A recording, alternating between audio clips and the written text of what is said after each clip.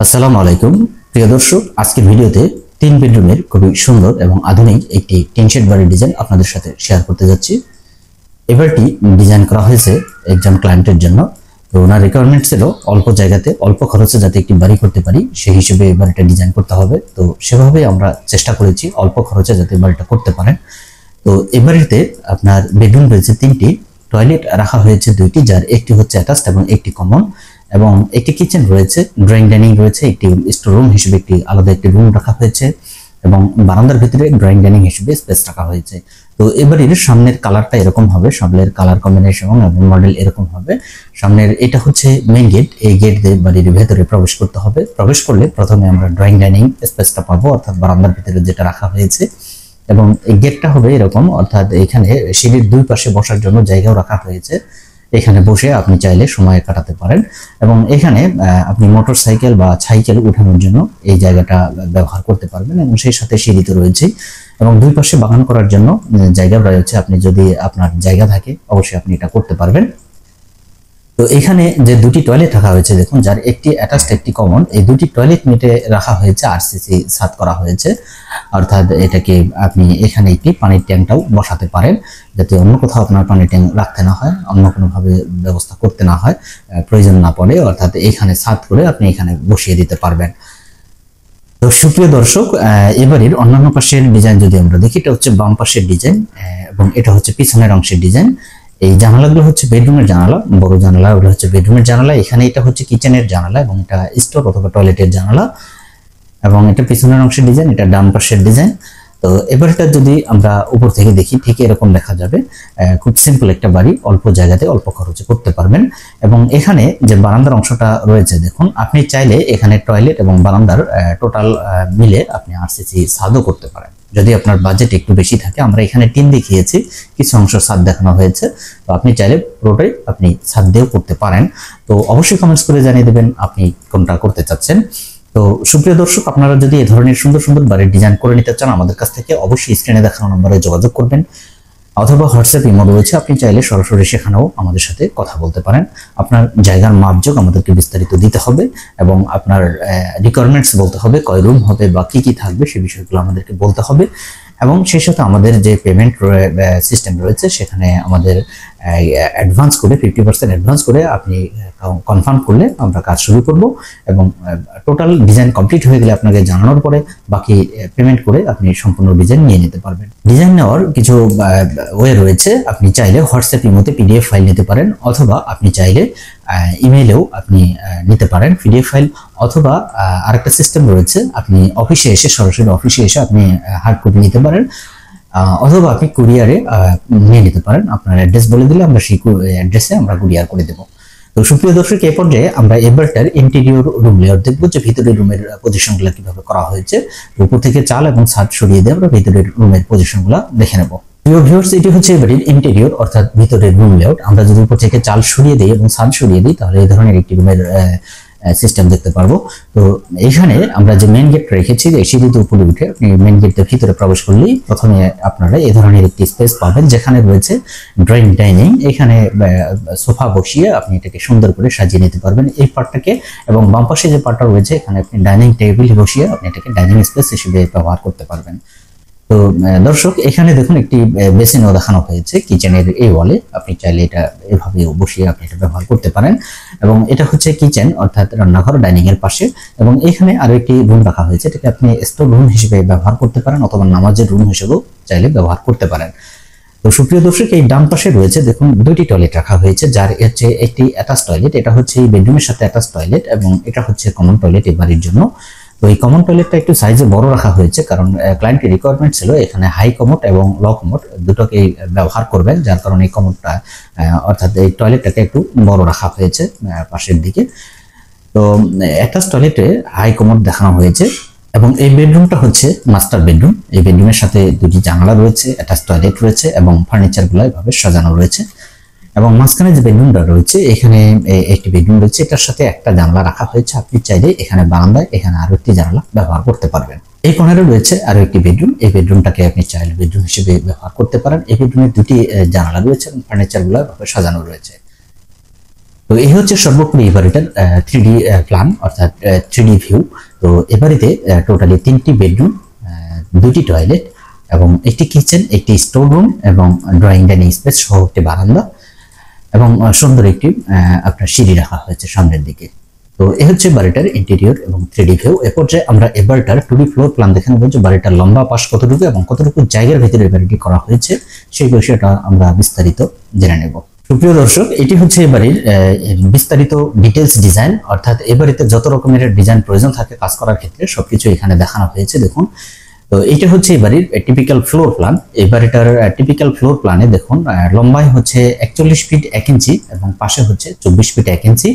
তো এই পরিমাণ জায়গা লাগবে এই বাড়িটি করার জন্য, এবং এটা যদি স্কোয়ার ফিট হিসাব করি ফ্লোর এরিয়া হচ্ছে 962 স্কোয়ার ফিট জায়গা লাগবে। তো এই বাড়িতে যে রুমগুলো রাখা হয়েছে সেগুলোর সাইজ যদি আমরা দেখি, এখানে প্রথমে যে ড্রয়িং ডাইনিং স্পেসটাকে রাখা হয়েছে যেটা বারান্দা হিসেবে ব্যবহার করতে পারেন, এটা হচ্ছে লম্বায় 23 ফিট এবং পাশে হচ্ছে 10 ফিট 5 ইঞ্চি। এবং বেডরুমের সাইজগুলো হচ্ছে মাস্টার বেডরুমের সাইজটা হচ্ছে লম্বায় 13 ফিট এবং পাশে হচ্ছে 12 ফিট, এবং মাঝখানে যে বেডরুমটা রয়েছে এটার সাইজ হচ্ছে 13 ফিট বাই 12 ফিট, এবং এখানে যে বেডরুমটা রয়েছে বাম পাশে এটার সাইজ হচ্ছে 13 ফিট বাই 12 ফিট। অর্থাৎ 3টি বেডরুমের সাইজ একই রাখা হয়েছে, এবং বেডরুমের সাথে যে অ্যাটাচ টয়লেট রয়েছে এটার সাইজ হচ্ছে লম্বায় 8 ফিট এবং পাশে হচ্ছে 4 ফিট। কমন টয়লেটের সাইজটা হচ্ছে যেটা লো কমোড এবং হাই কমোড মিলে এটা করা হয়েছে। তো এটার সাইজ পাশে রাখা হয়েছে 6 ফিট এবং লম্বায় হচ্ছে 8 ফিট, যথেষ্ট বড় রাখা হয়েছে। এবং বাম পাশে যে কিচেন এবং আরো একটি রুম রয়েছে, কিচেনের সাইজটা হচ্ছে লম্বায় 8 ফিট এবং পাশে হচ্ছে 6 ফিট, এবং স্টোর রুমের সাইজটা হচ্ছে লম্বায় 8 ফিট এবং পাশে 4 ফিট। তো এবারের দরজা জানলাগুলোর সাইজ যদি আমরা বলি, বেডরুমের দরজাগুলোর সাইজ হবে 40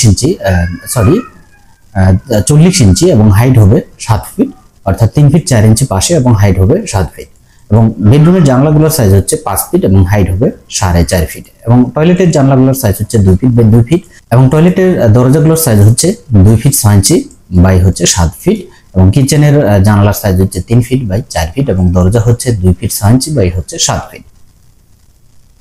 এই হচ্ছে সর্বমোট এই বাড়ির 2D ফ্লোর প্ল্যান এবং বিস্তারিত মাপজোক।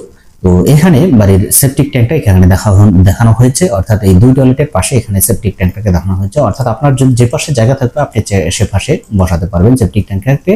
তো এবারে সেপটিক ট্যাঙ্কটাকে এখানে দেখানো হয়েছে, অর্থাৎ এই 2 টয়লেটের পাশে এখানে সেপটিক ট্যাঙ্কটাকে দেখানো হয়েছে। তো আপনার যে পাশে জায়গা থাকবে আপনি চাইলে সেখানে বসাতে পারবেন।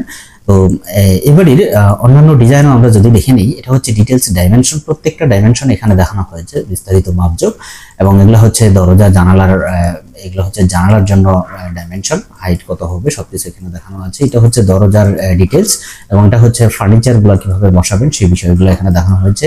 এটা হচ্ছে লিন্টেল এবং ফল স্ল্যাব কিভাবে করবেন এবং সেলফ গুলা কিভাবে করবেন সেখানে দেখানো হয়েছে।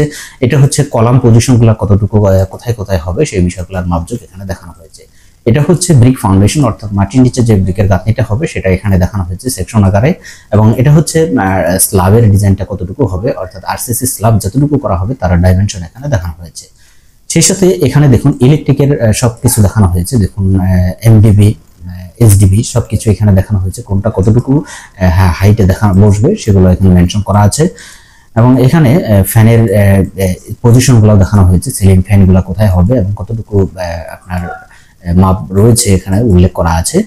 সুইচ বোর্ড থেকে শুরু করে লাইট ফ্যান কোথায় বসবে সবকিছু এখানে উল্লেখ করা আছে, এবং এখানে কেবলগুলো কিভাবে টানতে হবে সেগুলোও দেখানো হয়েছে।